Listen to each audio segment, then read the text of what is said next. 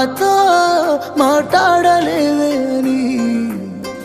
ఎవరితో మాట్లాడకుండానే వెళ్ళిపోతున్ననే నువ్వు ఈ లోకంలో లేనలేవే అని నేను ఈ లోకాన్ని వదిలేసిపోతున్ననే నువ్వు పువ్వులు అల్లుకొని పోతున్నవే అత్తగారింటికి